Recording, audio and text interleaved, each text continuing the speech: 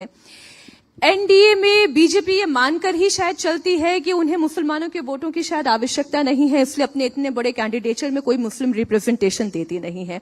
और रही सही कसर वो कोशिश करती है कि जेडीयू से वो पूरी कर ले, एलजेपी से पूरी कर ले।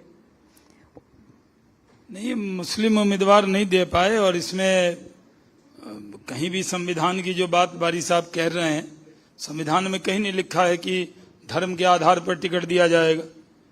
कभी भी बाबा साहब ही लिख देते कि जिसकी जितनी आबादी हो उसको इतनी टिकट दिया जाए। वो रिजर्वेशन अनुसूचित जाति जनजाति के लिए तो हुआ। हमने जीतने का आधार देखा, जीतने के आधार पर हम निर्णय करते हैं। तो हमें इसका गिला भी नहीं है कि हमने मुस्लिम समाज के लोगों को नहीं लड़ाया। हेलो नमस्कार दोस्तों, कैसे हैं? मैं आशा करता हूं आप सभी लोग अच्छे होंगे। आज की डिबेट बहुत ही इंटरेस्टिंग और धमाकेदार होने वाली है। बीजेपी प्रवक्ता शहनवाज हुसैन जी से जब महिला पत्रकार ने मुसलमानों को टिकट न देने को लेकर सवाल किया तो शहनवाज हुसैन ने किस तरीके से जवाब दिया, जानने के लिए बने रहे हमारे साथ लास्ट तक। डिबेट बहुत ही ज्यादा धमाकेदार होने वाली है। को नहीं लड़ाया, यही नहीं लड़ाया हमने। यूपी में नहीं लड़ाया, उत्तराखंड में नहीं लड़ाया, छत्तीसगढ़ में नहीं लड़ाया, मध्य प्रदेश में नहीं लड़ाया, राजस्थान में नहीं लड़ाया, हम कई जगह नहीं लड़ाए। हम उनमें काम कर रहे हैं। जब बड़ी तादाद में मुस्लिम समाज के लोग हमारे साथ जुड़ेंगे तो हम उनको रिप्रेजेंटेशन देंगे भी। अभी नहीं दे पाए, इसको छिपाना क्या है? इसको कोई छिपाने की बात है नहीं। हम तो उसको गर्व से कहते हैं कि हमने मुस्लिम उम्मीदवार नहीं बनाया, क्योंकि हमने धर्म के नाम पर निर्णय नहीं किया, हमने जीतने वाले उम्मीदवार के नाम पर निर्णय किया। जहां तक माई समीकरण का नाम है तो मैंने तो इसका नाम बदल दिया है। MY समीकरण नहीं है, YM समीकरण है। क्योंकि जब नेतृत्व मिलता है तो लालू यादव जी को, राबड़ी जी को, तेजस्वी जी को, तब बीच में तो बारी सिद्दीकी साहब सीनियर थे, उनको तो नहीं मिला। और बारी सिद्दीकी साहब का जब मैंने ओथ 15 में देखा तो तेजस्वी जी और तेज प्रताप जी के बात करा दिया। कितना अपमानित किया, क्योंकि उस समाज के लोगों को आबादी, अगर आप कहते हैं कि यादव समाज की 14% है और मुस्लिम समाज की 17.8 यानी 18% है, और कहते हैं कि माई समीकरण है, तो खुल के कहिए कि YM समीकरण है।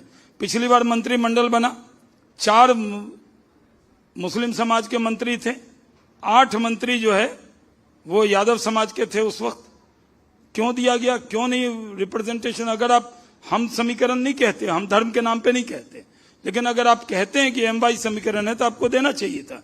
और दूसरी बात ये भी है कि रिप्रेजेंटेशन अलग चीज होती है, नेतृत्व अलग चीज होता है। क्या कभी सोचा? एक बार रामविलास पासवान जी ने कहा था कि मुस्लिम को मुख्यमंत्री बनाइए, और आरजेडी के पास उस वक्त तो सबसे प्रमाणित चेहरा था, साफ सुथरा, जिनका हिंदू मुसलमान दोनों समाज में अच्छी पकड़ है, अच्छी नजर है। कभी भी 15 साल मंत्री रहे, कोई दामन पे एक दाग नहीं लगा। बारी सिद्दीकी साहब मौजूद थे तो लालू जी ने सत्ता छोड़ दी, लेकिन कहा नहीं, मुसलमान को नहीं बनने दूंगा। ये कसम खा के बैठ गए और रामविलास पासवान जी के उस वक्त लोग चले गए। तो बड़ा दिल कौन दिखाएगा? यहां बिहार के अंदर ये हो रहा है, हर जात की एक पार्टी बन जा रही है। और आप देखिएगा किसी भी मीडिया चैनल पे आप जाइएगा, उसका पोस्टर दिखेगा, 4% वाले नेता, 5% वाले नेता, 3% वाले नेता। मीडिया चैनल भी एक पोस्टर में एक मुसलमान का फोटो नहीं है, क्योंकि वो बिहार की राजनीति में आज मैटर नहीं कर रहा है। और ये मैटर नहीं किया, ये राजद की वजह से हुआ है। क्योंकि अगर आप पोस्टर देखें, मैं इंडिया टीवी का भी देख रहा था आपके वहां बैठ के, उसमें तो कोई पोस्टर में फोटो नहीं है, क्योंकि कहीं नेतृत्व नहीं है। तो आप नेतृत्व नहीं, तो नेतृत्व नहीं है, उसके पीछे कारण बीजेपी नहीं है, उसके पीछे कारण आरजेडी है। बीजेपी शुरू से कहती है कि हम धर्म के नाम पर टिकट नहीं देंगे, ये हम कह रहे हैं जिम्मेदारी से। मैं बीजेपी का राष्ट्रीय प्रवक्ता हूं, ऑफिशियल स्पोक्स पर्सन हूं, जिम्मेदारी से कहता हूं कि हम धर्म के नाम पर टिकट नहीं देंगे। तो आप ही का सवाल समाज को रिप्रेजेंटेशन देना है। जो समाज हमारे यहाँ रिप्रेजेंट करेगा, अगर जीतने लायक उम्मीदवार आएगा, उसका धर्म उसके आड़े नहीं आएगा। लेकिन जो बात अभी शहनवाज जी कह रहे हैं, मुस्लिम यादव जो समीकरण कहे जाती है, इसके नाम पर धोखा भी बंद होना चाहिए। और मैं, आप कहिएगा तो मैं और डिटेल निकाल के दे दूंगा कि इतनी ही नब्ज काफी है जो आपने अभी पकड़ ली है कि रिप्रेजेंटेशन MY वाली बात तो होती है, लेकिन मुस्लिम रिप्रेजेंटेशन उस तरह से कहा जाता है। और आप नेतृत्व क्यों नहीं देते? मुख्यमंत्री के पद पर कोई मुसलमान क्यों नहीं हो सकता? देखिए, ऐसा है कि मैं बार बार विचार से अलग नहीं जाना चाहता। अब शाहनवाज भाई हैं हमारे, और इनका दर्द थोड़ा सा जाहिर हो रहा है। अब मतलब कह रहे हैं कि साहब दूसरे का पेन, हम लोग यहाँ देहात में है कि साहब फटा हुआ जो है ये, वो दूसरे का छेद देखने के पहले अपना छेद देखना चाहिए। अब मान लीजिए कि हम इसीलिए कहा कि वैचारिक बहस होना चाहिए, संवैधानिक बहस होना चाहिए और भारत की जनता का बहस होना चाहिए। जिस जिला से हमारे छोटे भाई आते हैं, कहा उन्होंने खुद कह दिया, मगर हम लोग अपनी अपनी भूमिका में हैं यहाँ। इनके जिला में हम लोगों के आदरणीय नेता जननायक कर्पूरी ठाकुर हुआ करते थे।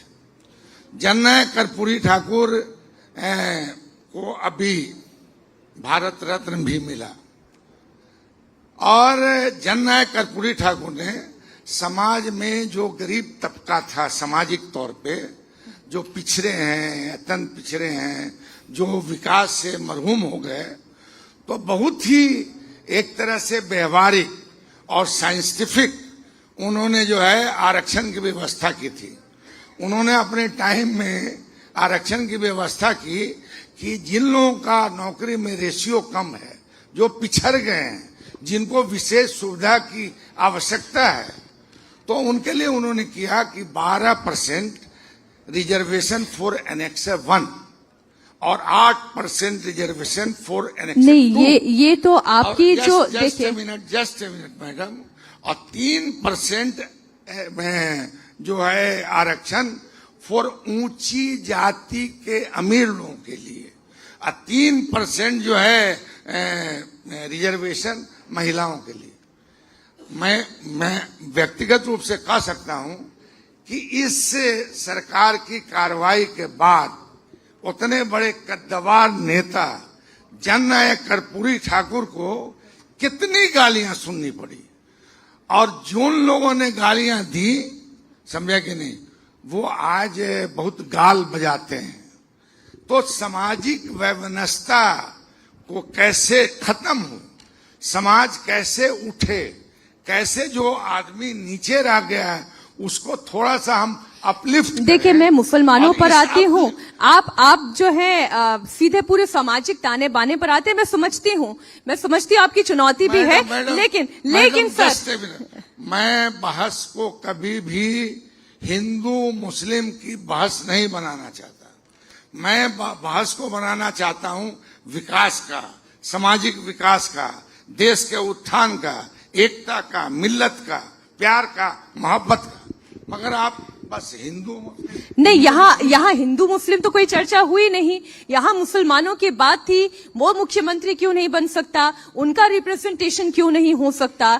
जब उम्मीदवारों के नामों का चयन होता है तो गिनती में जब कास्ट की सब कैटेगरी भी गिनी जाती है तो उसमें मुसलमानों की संख्या कहां पर आकर खड़ी होती है। और एक अंतिम प्रश्न शहनवाज जी, जब घुसपैठियों से सीधा सीधा मुसलमानों को जोड़ दिया जाता है तब क्या आहत नहीं होते?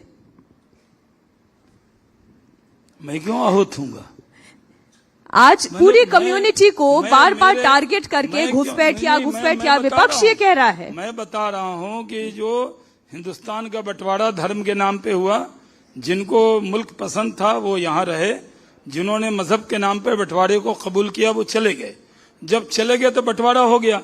जो हिंदुस्तान का मुसलमान रह गया, हिंदुस्तान की मिट्टी का मुसलमान है, उसके लिए हमारे दिल में जगह है।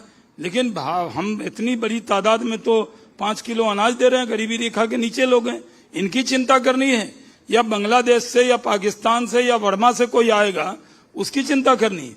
उसका मजहब अलग हो सकता है मेरा मजहब और पाकिस्तान वालों का मजहब एक हो, शाहनवाज का, नवाज शरीफ का मजहब एक है, तो मैं मोदी से प्यार करूंगा या नवाज शरीफ से करूंगा? ये तो कभी नहीं हो सकता। मेरे लिए मेरा प्रधानमंत्री बड़ा है, पाकिस्तानी को लिए उनका होगा। तो यहाँ जो घुसपैठिया है, जो घुसपैठ करके आए हैं बड़ी तादाद में, आपको बता दूं, सुना था ना पहले नारा चुपचाप कमल छाप। इस बार ऐसा हुआ है, बहुत से लोग डिपोर्ट हुए हैं, बहुत से लोग डिटेन हुए हैं। जो लोग बांग्लादेश से यहाँ आए उनको बांग्लादेश रहना चाहिए और जो हिंदुस्तानी मुसलमान है, और अगर वो हिंदुस्तान का है तो दुनिया की कोई ताकत उसको हिंदुस्तान से बाहर नहीं कर सकती। लेकिन जो बांग्लादेशी है उसको बढ़िया बिस्तर बांध लेना चाहिए।